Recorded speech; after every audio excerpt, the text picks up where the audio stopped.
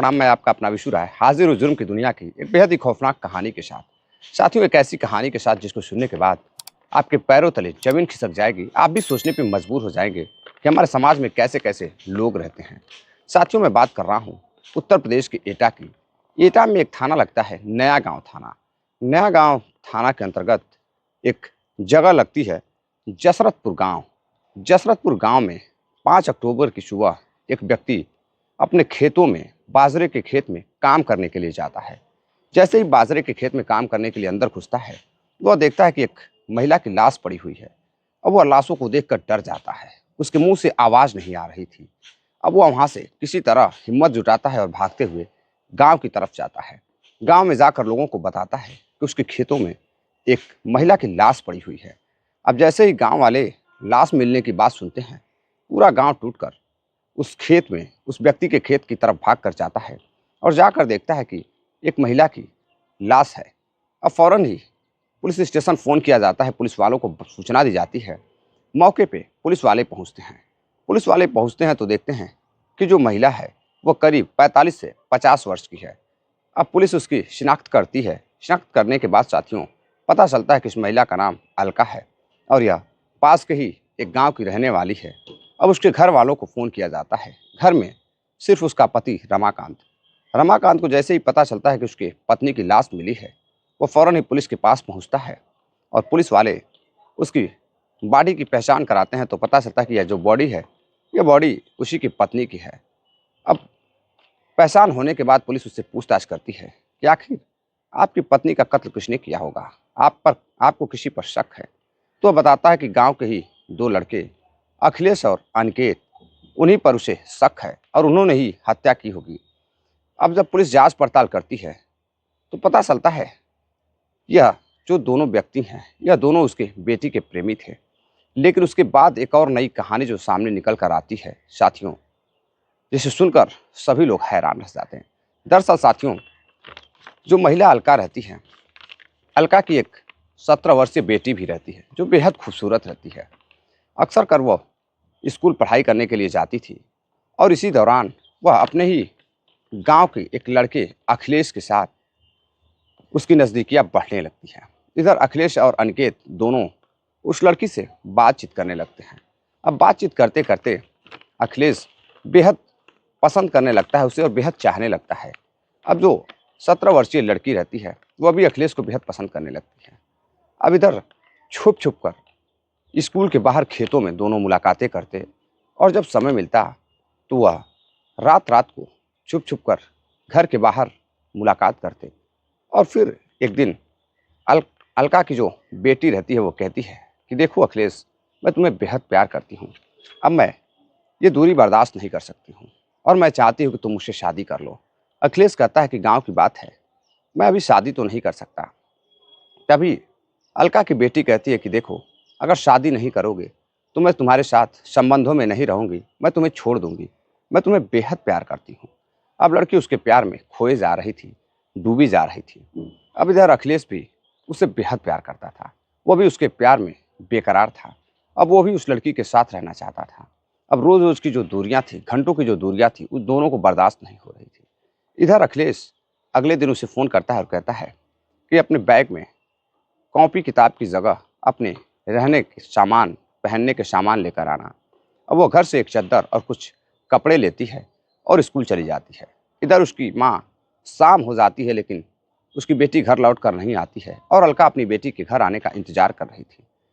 रात हो जाती है, उसकी बेटी घर लौट कर नहीं आती है। तभी पता चलता है कि गांव का एक लड़का भी घर से गायब है, अखिलेश, जिसका अभी तक कुछ पता नहीं है।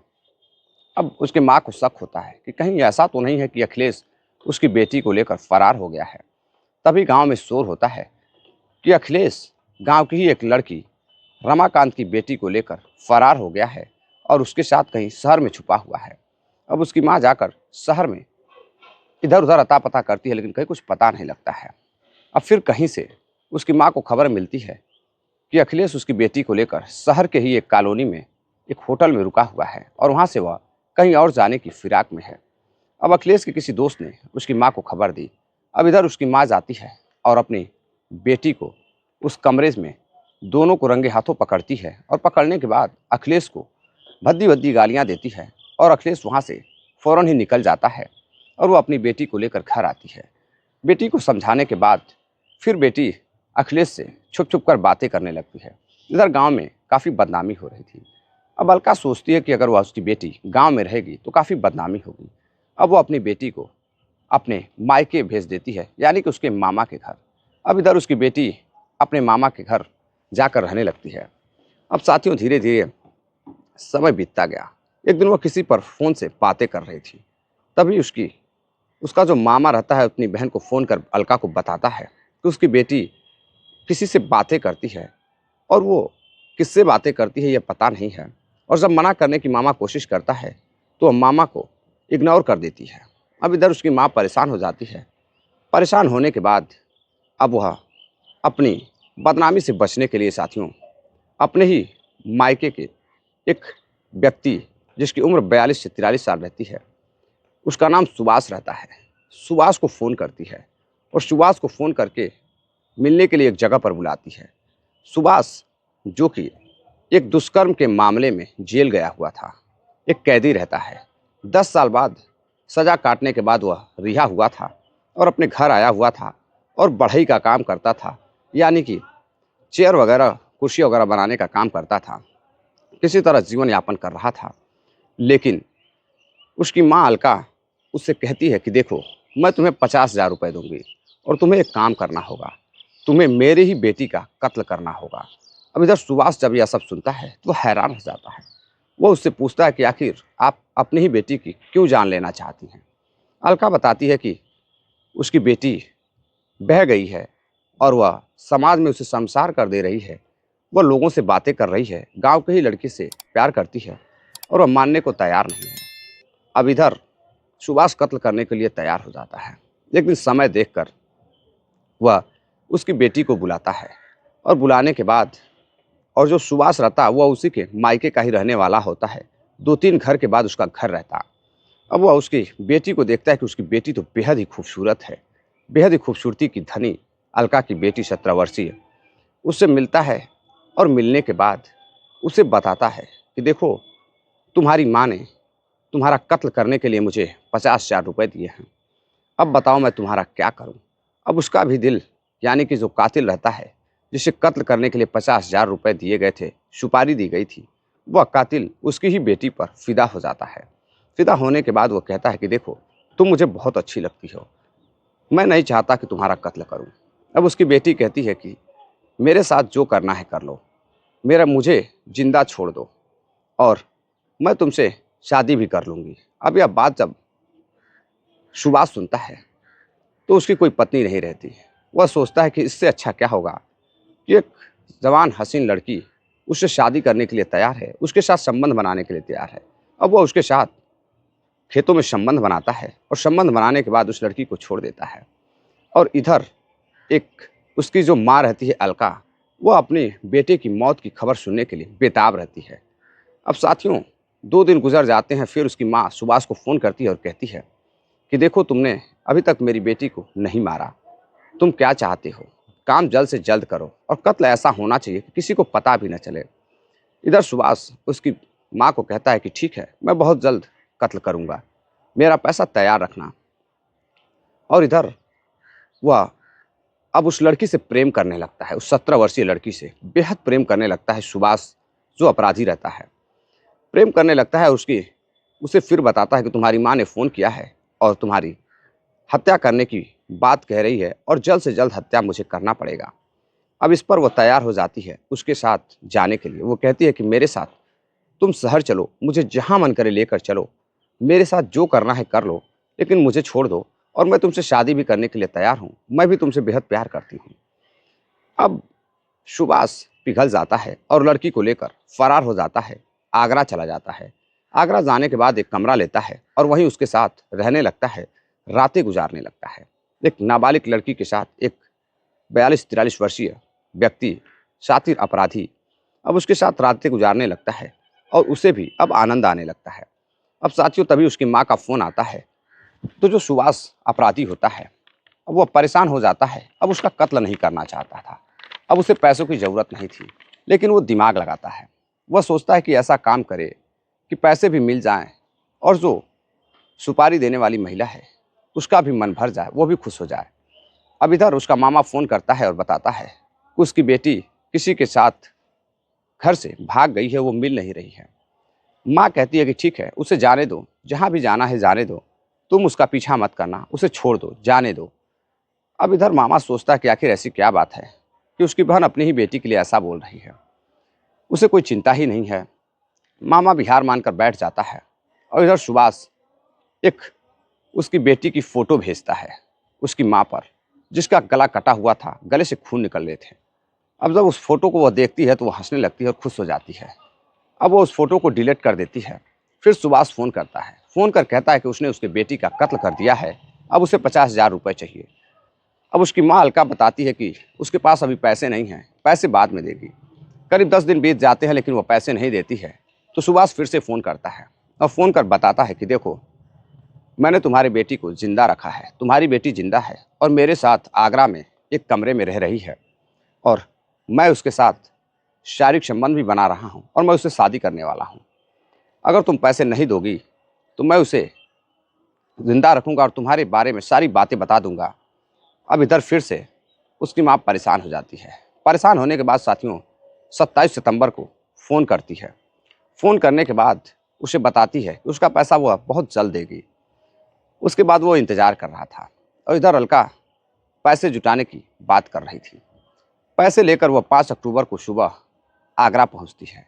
साथियों, आगरा पहुंचने के बाद वहां उसकी बेटी भी मिलती और उसकी माँ और उसका आशिक और उसका कातिल भी सुभाष तीनों एक साथ मिलते। अब बेटी को बेहद समझाने की कोशिश करती लेकिन बेटी समझने को तैयार नहीं थी और बेटी अपनी माँ की सारी हरकतें जानती थी। वह माँ से दूरी बनाए हुए थी।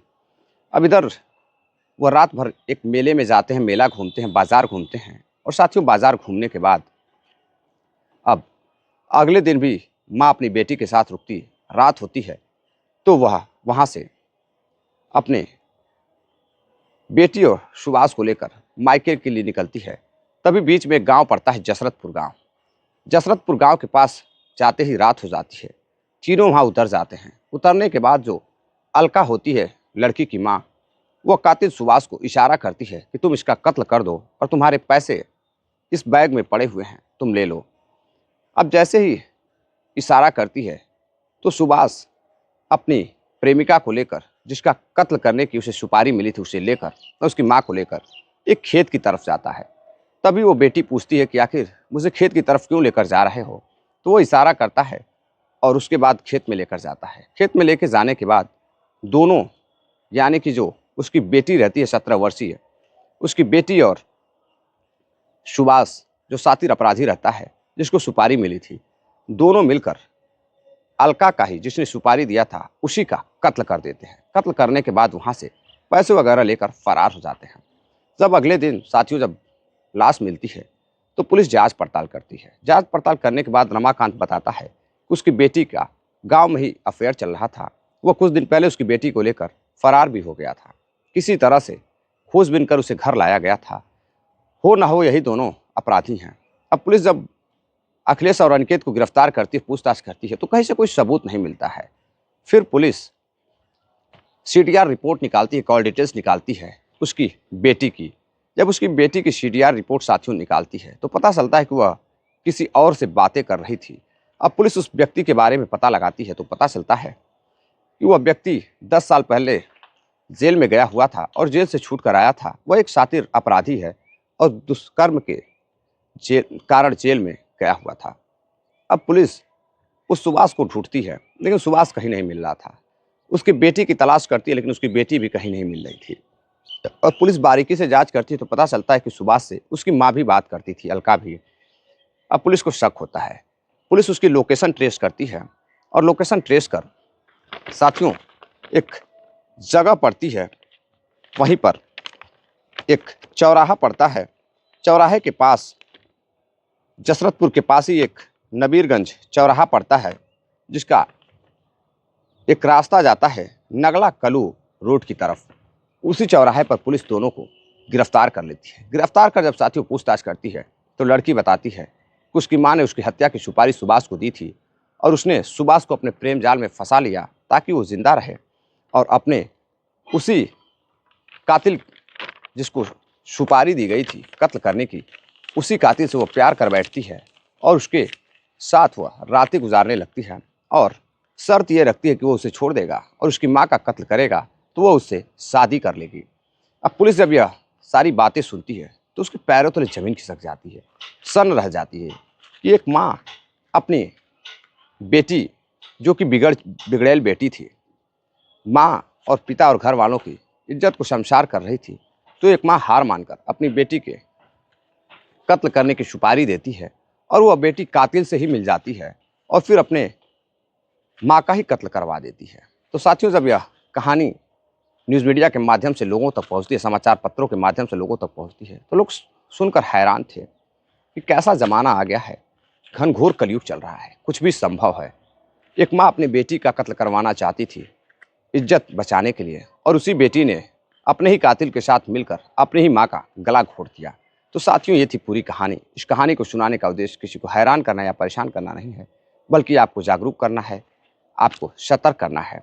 साथियों, चलते चलते कुछ साथियों ने कमेंट किया है जिसमें अरबाज खान हैं, फैज़ल खान हैं, साहिल खान जी हैं, उत्तर प्रदेश के रहने वाले हैं, सुनील चौधरी जी हैं, सेंट्रल जेल बीकानेर से हमारी कहानी को रोजाना सुनते हैं, सुहान लाल सेठिया हैं, ब्यावर राजस्थान के रहने वाले हैं, सतीश गुप्ता हैं, उत्तर प्रदेश मऊ के रहने वाले हैं, सौरभ राज जी हैं, उत्तर प्रदेश वाराणसी से हमारी कहानी को सुनते हैं, हिमांशु जी हैं, उत्तर प्रदेश प्रयागराज के रहने वाले हैं, डॉक्टर ए.के. अग्निहोत्री जी हैं, उत्तर प्रदेश प्रयागराज से हमारी कहानी को रोजाना सुनते हैं। साथियों, कहानी कैसी लगी इस पर आप अपनी राय ज़रूर दीजिएगा। ऐसे लोगों के साथ क्या करना चाहिए, यह मैं एक सवाल आप पर छोड़ता हूँ। कमेंट कर आप अपनी राय जरूर दीजिएगा। वीडियो अच्छी लगी हो तो वीडियो को शेयर करिएगा, लाइक करिएगा। मिलते हैं एक और नई कहानी के साथ, तब तक के लिए अपना ख्याल रखिएगा। नमस्कार, जय हिंद।